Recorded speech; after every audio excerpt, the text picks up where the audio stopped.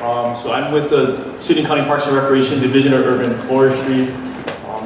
I think I heard a lot about us from everybody else, but hopefully I can say good stuff about us. So at the at DUF, what we're called, we manage about 80,000 street and park trees, and add to that 10,000 coconuts. About 50 to about 150 trees annually we plant. That's just my crew.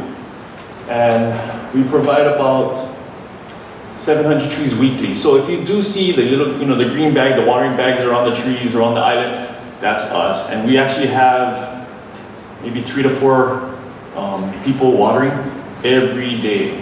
So we are trying to reforest. A lot of those are done by replacements. So if we remove a tree, and we find that it's acceptable to replant, we will.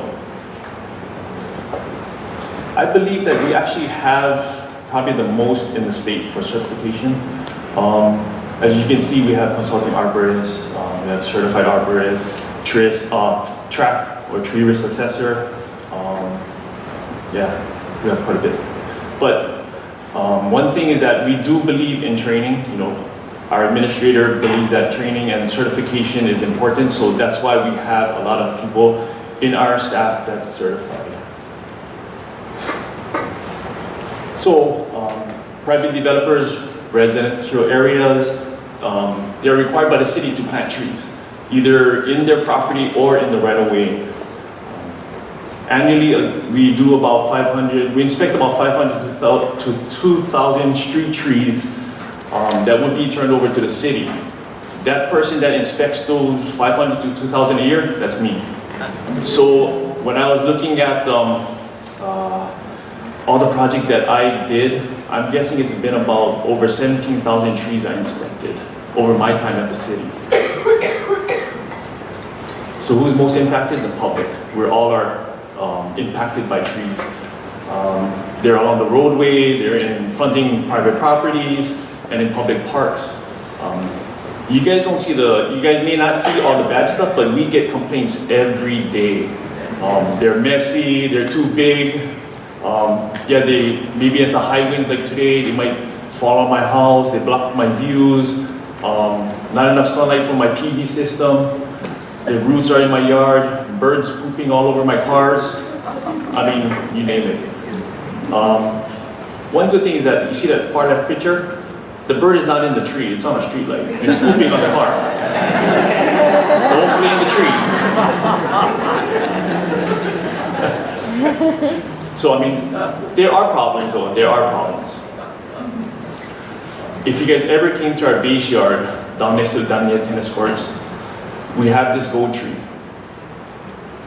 I don't know how many times I have to tell people, the public, please stay out of our base yard. This is a public, this is a government facility. But as you can see, this tree is really spectacular. I mean, people from all over come and I just want to take a picture. It's so nice. Top right, it's, I think Ian mentioned about a tree that was next to a sewer. That's next to our bathroom. I think it is tapping in, but as you can see on the other picture on the left, we have to repair the wall, repair our patio area, because it does uplift. But we do all need to educate the public. We all know the benefits, but we gotta tell them the positives of why we have trees.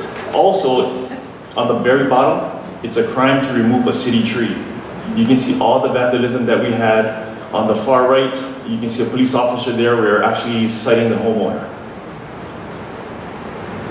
Well, even the one in the middle, the guy cut the tree and he put all the rubbish in their yard.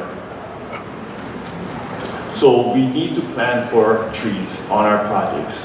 The only way to do that is we need to put trees first. There's a plan I put up there, but if you can see, there's almost 1.5 to 2 blocks without any trees. Yeah, all the circles is the blue where trees are, but that whole street right there, there's no trees. Why? Utilities. We've got to design where trees are first and we can put in the utilities afterwards. And how to do that? We got to communicate. We got to communicate with everybody. There's a plan there. You can see that there are more trees on opposite sides.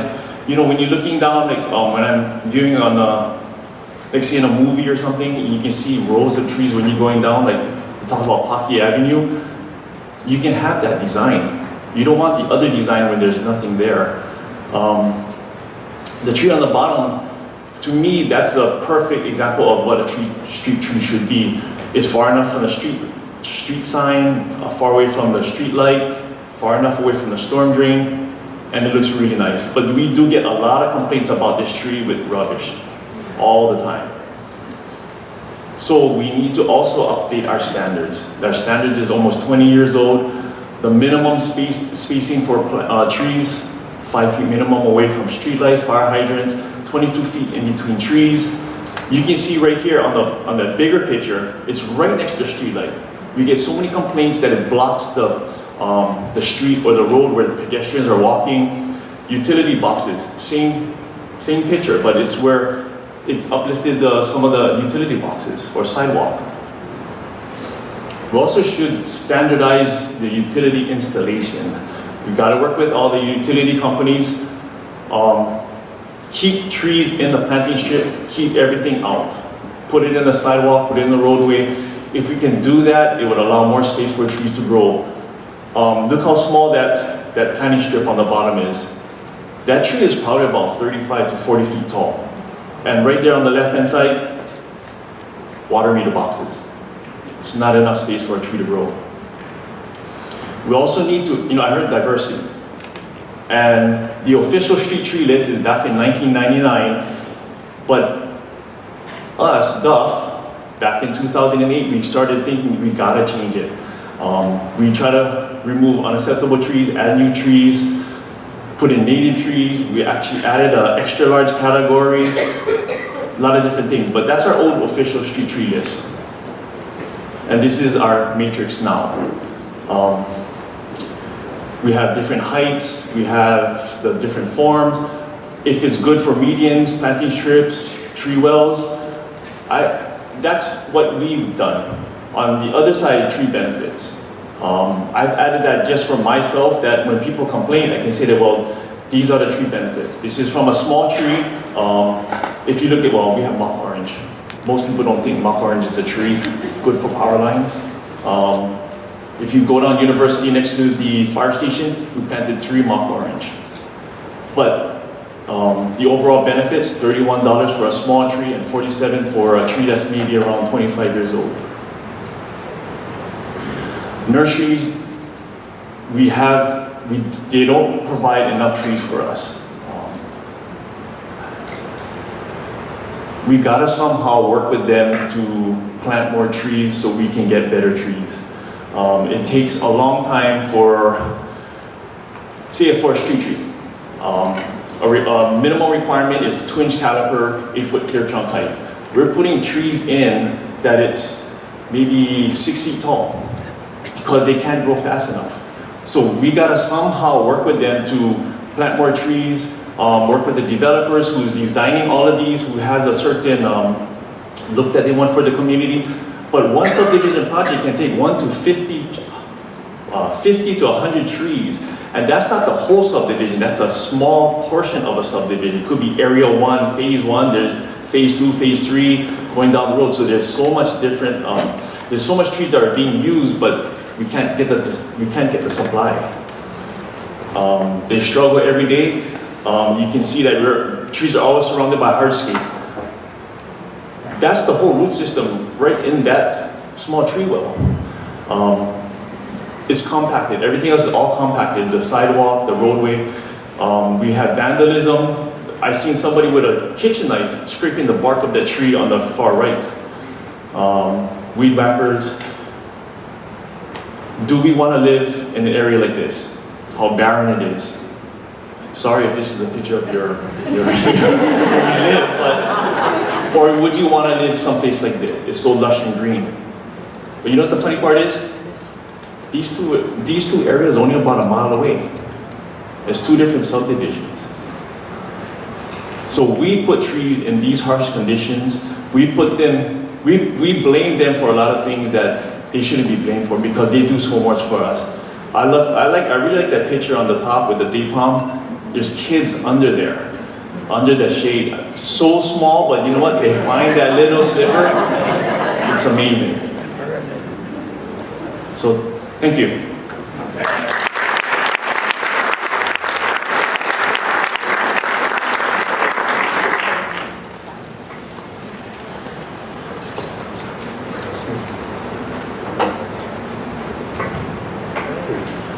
Thank you. My name's Steve Nims. I'm a consulting arborist, and I want to thank Ian and everyone here. I mean, your talks are incredible, and what you're planning, and I think with the mayor and everyone else who's excited about it, these things are hopefully going to happen in Honolulu with the help of everybody.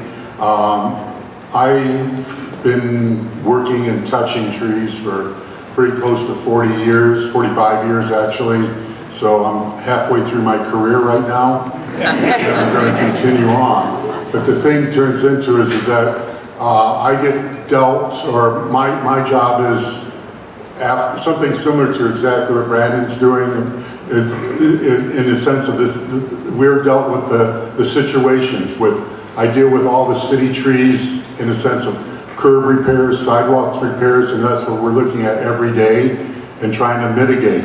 So the big challenge is that when our trees that Brandon showed, and I think I've got pictures here in the sense of the trees where we finally got them mature and we've got a canopy on our tree. But then when we look at the base, we have them over the curb, over the other side. So just when this tree is really starting to do the job it's supposed to do, we have to repair the curb. So I don't know how I can repair that curb, put a new curb in there without removing the tree. So then on the other side we have the sidewalk. So we can cut one side, we can cut the other side, but then we're in the situation where we're condemning the tree. I can't keep it standing. So these are the situations we're dealing with all the time, where we have situations where they pruned or stripped trees out, and then we're finding the curb and gutters, all this sort of situation. So my main thing is trying to preserve as many trees as we can.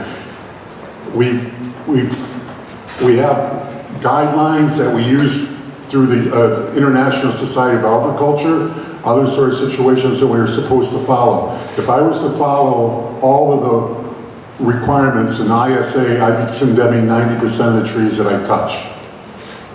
So knowing the trees and working with them as long as I have, I'm able to decide, well, we can cut these roots, we can do different things to preserve the tree until we can find a new replacement. But the challenge turns into, and that's where it comes back to, especially where Ian is talking about, and with the city and the planning and all these other departments, we need to give the tree enough space. If we have, it's very sad when we have to condemn some of these magnificent trees, but we have no choice for the safety situation. I mean, that's what we're mandated. I don't know how many lawyers we have in here, but the mitigation, we have 1/4 of an inch uplift on a sidewalk, and the person can sue the city for tripping over a 1-inch uplift. So when we end up having to cut sidewalks, yes, we can bump out sidewalks, then all of a sudden we bump out the sidewalk around it, and all of a sudden I'm less than 3.5 feet in diameter, so I'm ADA non-compliant.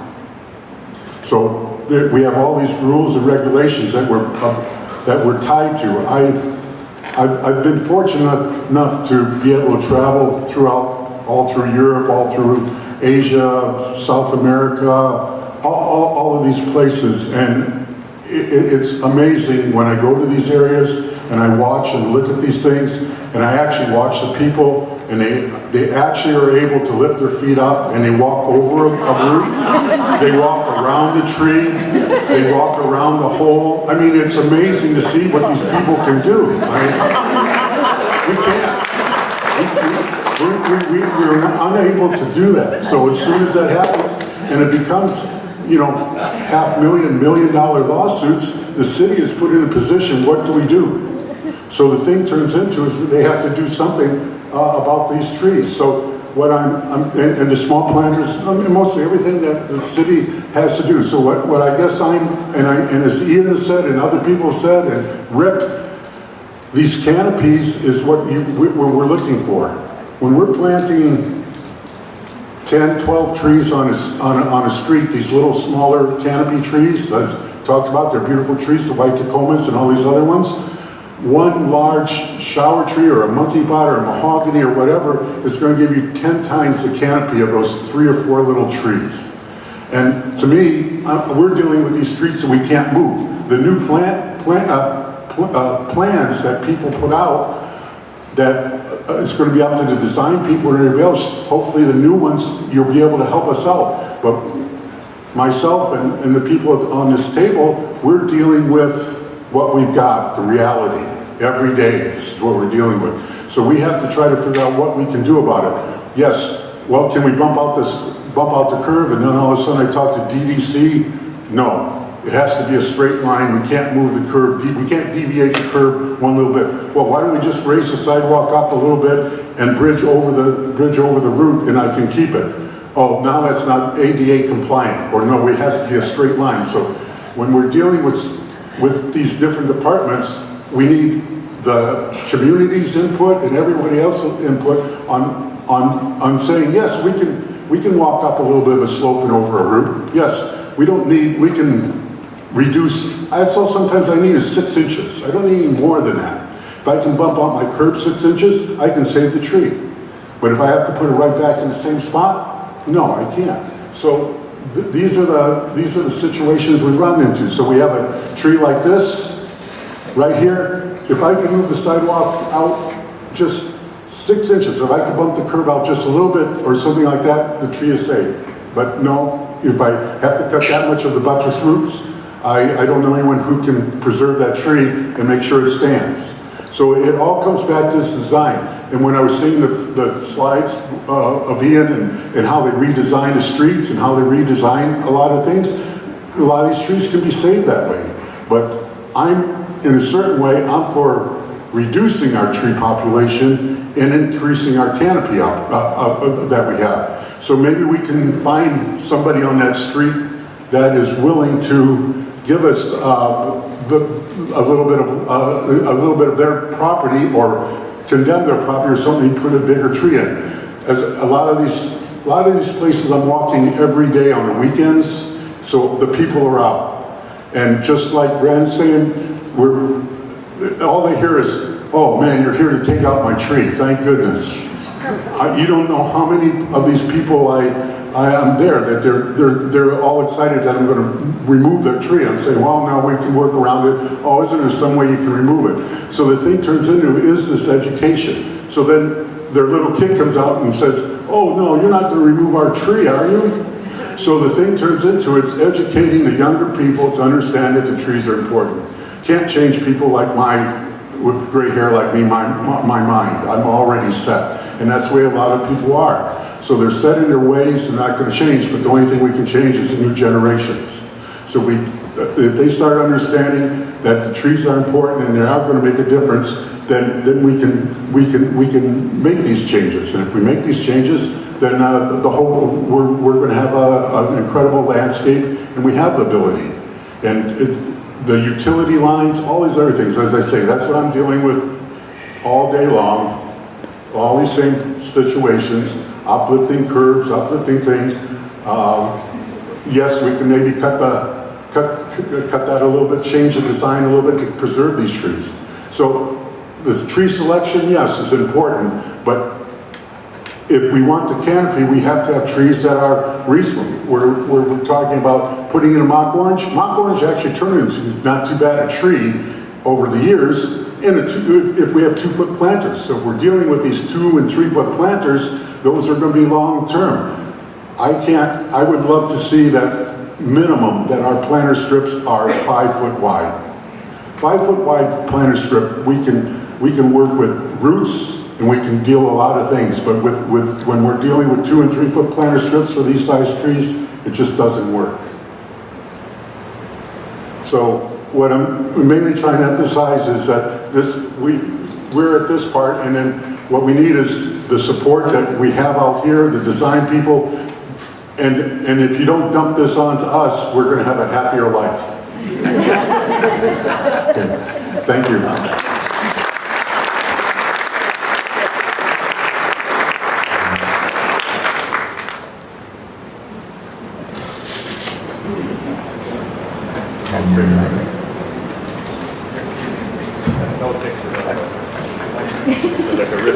picture, by the way. So I'm the supervisor for vegetation management for Hawaiian Electric Company. I've been working with them for 12 years now, about 22 years in the industry, mainly with utility arboriculture.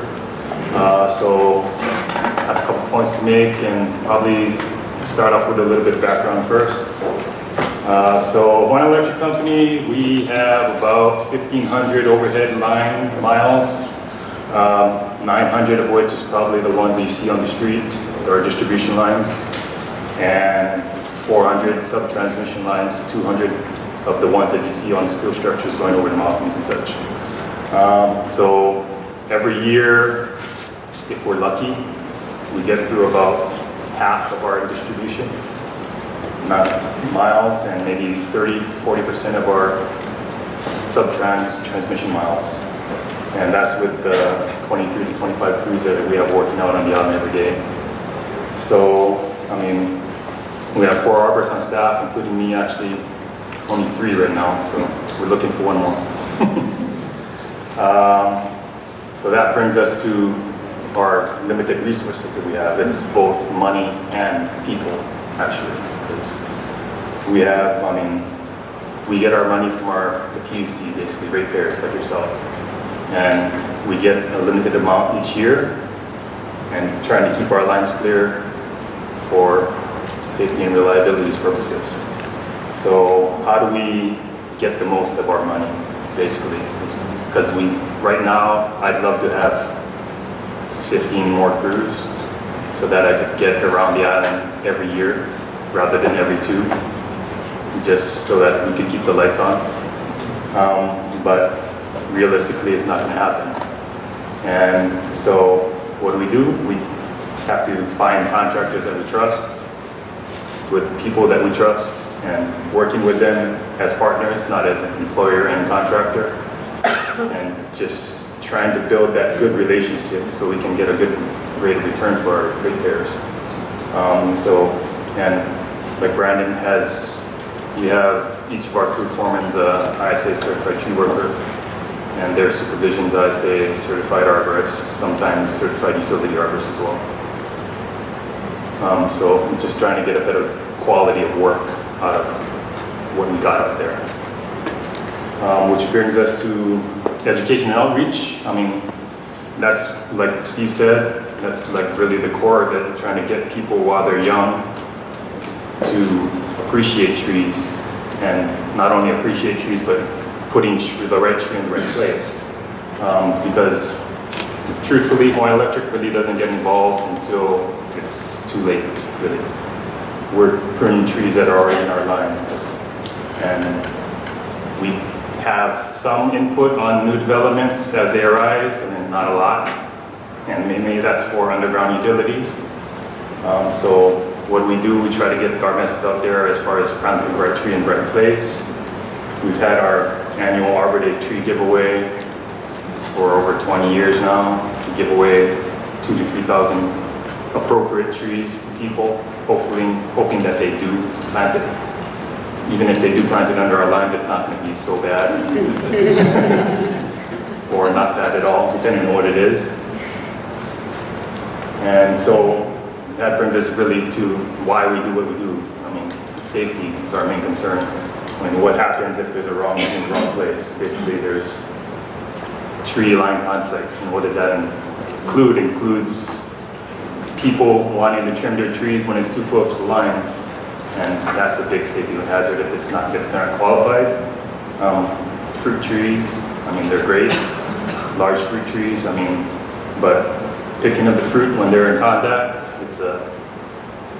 I've seen dead bodies from people that have tried to pick fruit from our lines. So, I mean, that's what we're dealing with.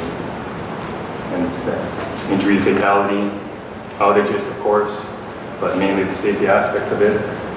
And so we have to remove trees as we see fit. I mean, if they're going to be constantly in our lines and there's nothing really to do with them, I mean, palm trees are especially problematic just because of the way they grow.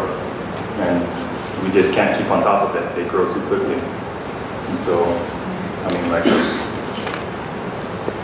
there's a monkey pot underneath our lines in Pro City. I mean, we can prune it. So, I mean, you can keep it away from the lines, but it's not going to look very nice. And palm trees, we can prune those as well, but in 2 months. The front would be up in the lines and potentially either causing an outage, or if somebody's going up there trying to trim it clear, safety hazard. And so, goes back to what Steve and Brandon were saying with the limited growing space that we have in Hawaii. I mean, we have small lots, residential lots, we have small planting spaces, planting strips, and where are our Hawaiian electric lines? Right there. And so we got a high probability for conflicts with trees and lines. So, and it's not just overhead, like Brandon was saying, there's underground utilities. And I can only speak for us, but I mean, for Hawaiian Electric, we are given like a certain underground duct to where our utilities have to be, and each utility has their own separate underground duct. And they go where they go. And if you don't want to have overhead lines and you're talking about undergrounding existing overhead, there's a very high cost involved.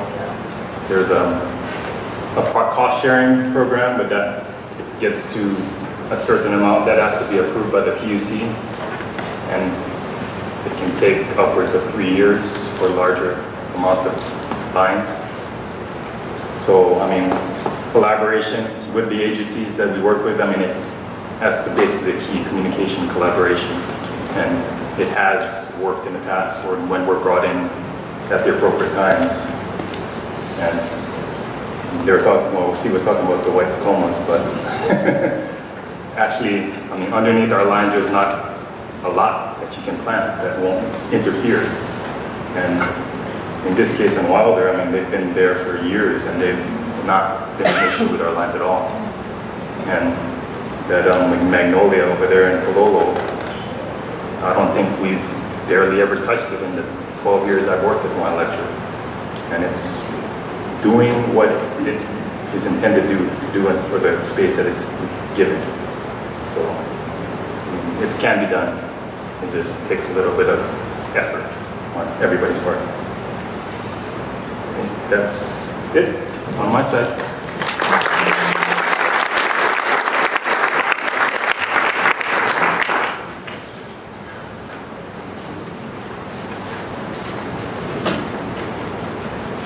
I want to thank everybody for giving me the opportunity today to speak on behalf of the trees.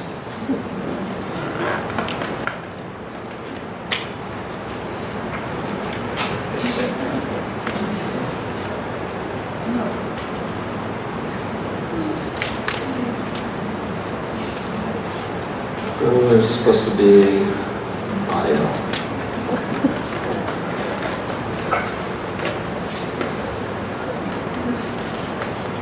Okay, so my topic is on the good, the bad, and the ugly. And you'll soon see why. The good. The good starts off with great standards. We're fortunate to have very good standards. American National Standard Institute is the basis in which we go by with our industry standards. This is an example of a tree that not only creates great value to the property, but also an environmental habitat for the birds. It also, as you can see from the shade, keeps the building cool and also blocks off all of the hardscape. So it softens up the area. According to the Wall Street Journal, property values can be increased by as much as 15%. In a state like Hawaii, that's significant. This is a picture of one of my favorite shopping centers, and it's not because of the stores, it's because of the parking lot, which is a little unusual.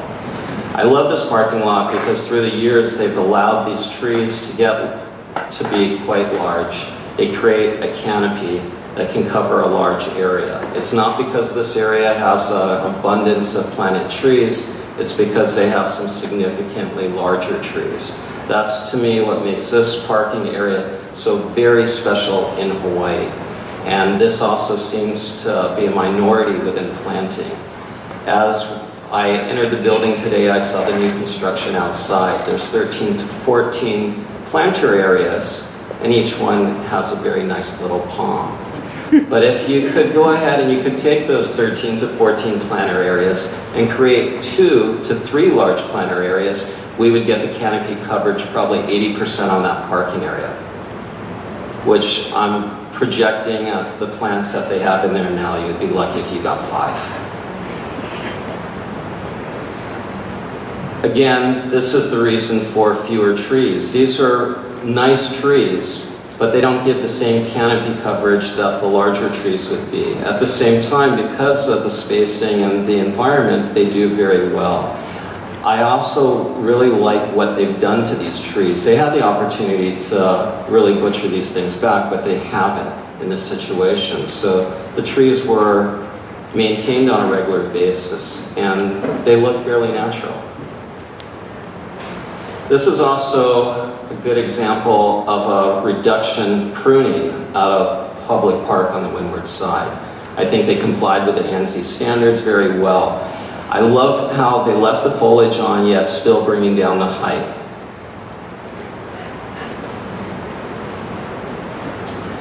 This is an example of wrong tree, wrong place.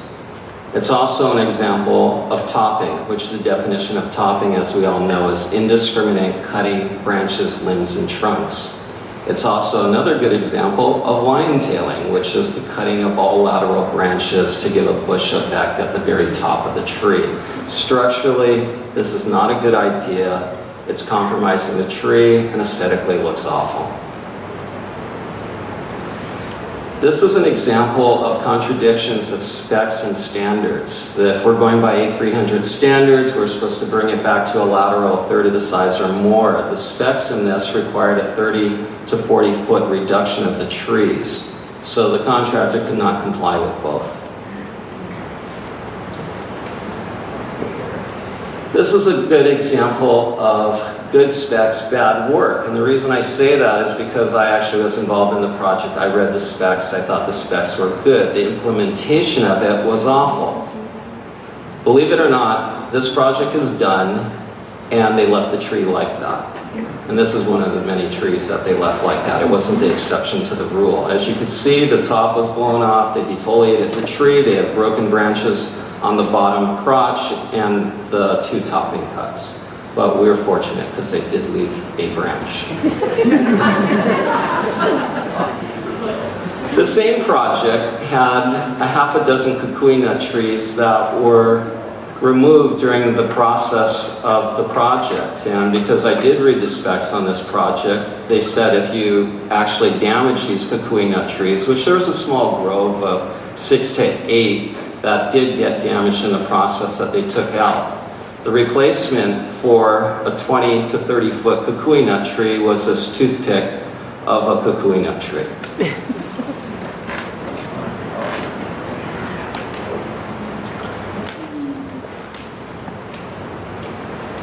This is ugly,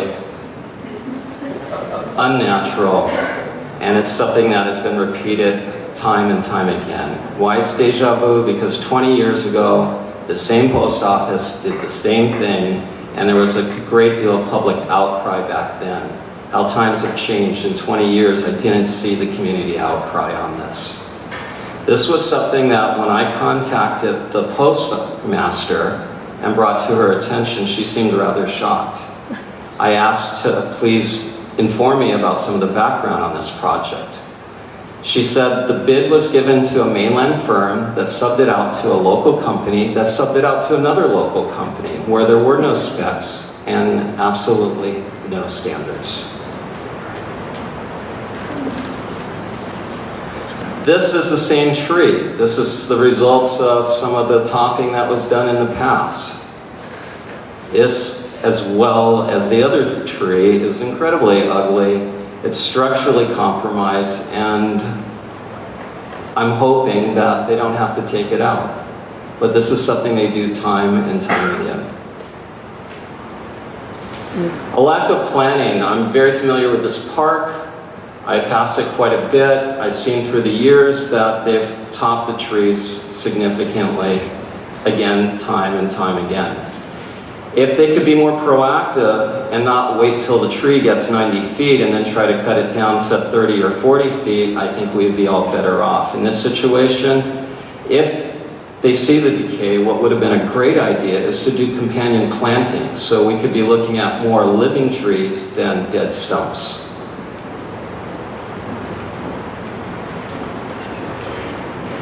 This isn't an upper scale neighborhood. I'm familiar with this because I take care of the neighboring property, the mango tree in the back. I showed up one year to prune his tree and I asked what happened. Oh, my neighbor decided to take down all the city trees. Was he aware it wasn't his trees? Yeah, you know. He didn't like having to rake them up. It changes the face of the community, and it was something that I asked, did he get fined, did he get cited? He said no, because we live on a dead-end street that it's not something that most people see. But it's really too bad. If you look at the diameter of these once beautiful trees, they were allowed to be there probably before he ever bought the house. So when people move into a community or a neighborhood, that's some of the selling point, are having these trees. And then they take it upon themselves. I think in this situation, in an ideal just world, not only should he be fined, but he should be fined on the replacement costs of those trees. And it's something that I think in the future we should be looking at. In situations like this, if you just fine someone $500, they're thinking, big deal. You know, that's worth it to me to get rid of it. But if they said, okay, we're going to now have to replace these trees, and that's costing $5,000, and if we see the trees die for any reason again, you're going to be financially responsible. Because this does not only affect you, but it affects the entire community. And I think that's something we need to embrace, that we do live in communities and street trees belong to all of us. This is an example of some industry problems by not fulfilling our standards. This is the same project where they left the other tree topped, and this is Mindanao gum, where they had quite a few of these that were topped. And as we all know, Mindanao gums are not great compartmentalizers. As you can see, it's right next to a road. It now poses a real problem in the future for the new growth. The weak attachments will be certainly a liability issue.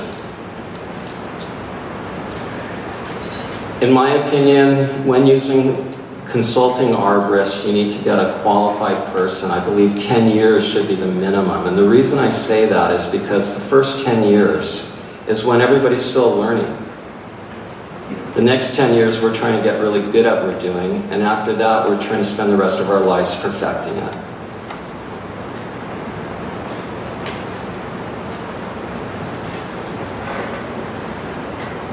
Pre-inspection, part of the consulting arborist is something that I don't see a lot of when I come out to public projects.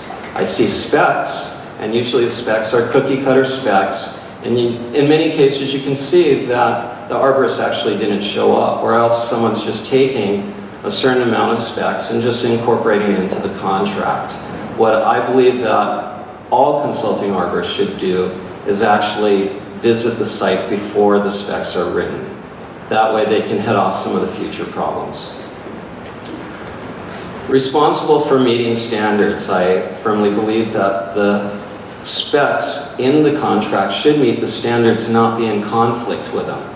So if your goal is to lower the height of a tree instead of taking a 60-foot tree down to 30 feet and trying to comply with ANSI standards, it might be a good idea to figure out that tree took maybe 30 years to get to that height. Let's spend another 10 on trying to lower it safely over a period of time.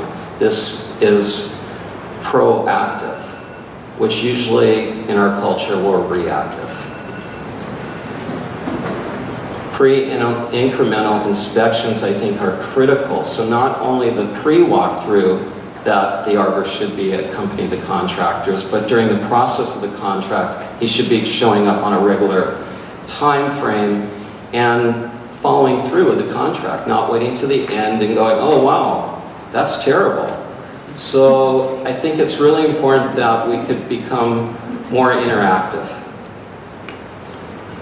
I also think that the arborists on all these projects should have a lot more teeth. I think they should be able to control the project, and they should be there to have the authority to stop the project, to correct the issues if it could be corrected and move on. If not, get rid of them next. Again, I do think on all these projects that the consulting arborist should be signing off or not. If I'm on a project and I see that something happened that I had no control of, I certainly don't want to sign off on it. Carrot and the stick. This could be something as simple as allowing a company to keep equipment on site. For some of these larger projects, transportation costs are huge.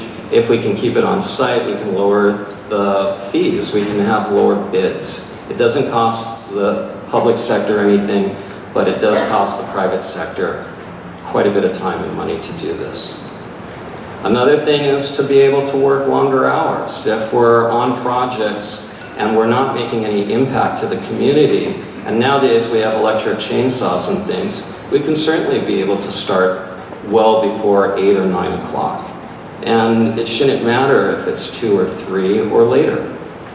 Again, transportation is a big deal. If we are allowed to do this in the private sector, I think the public sector could get more bang for their buck. Allow to chip on sites. As I go around, 10 years ago, I saw far more chips on public and private areas. Now it seems to be the trend not to. This would save the taxpayers a great deal of money when we're on sites to be able to chip up on sites, as well as the benefit of organic matter on all of our public areas. Percentage of penalty quality. A percentage for penalties I think is important, and if somebody does shoddy work, I think they should be held accountable. For the projects that I've seen recently, a lot of trees were topped. If the top trees say have a value of $5,000, I don't think it would be unreasonable to take that out of the contractors if they have to be replaced. And certainly the cost of replacement, they should be able to remove the trees that they damaged that could not be repaired, and they should be paying for the replacement costs of a tree larger than a chopstick. If the damaged trees cannot be restored, this is what my recommendation is. Also too, if there's trees in an adjoining area, a lot of times you'll have a tree that somebody's contracted to do, but then the 4 trees around it are severely damaged.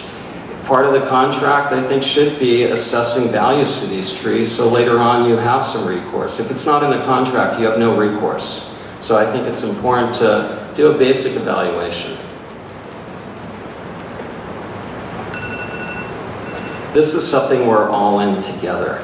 It's something we all need to work with. I could see a huge benefit for the private and public sector working closer together. We certainly need a lot more education on both sides, and it's something that benefits all of us as a community. And remember, a damaged tree is damaged for life. It does affect all of us. Thank you.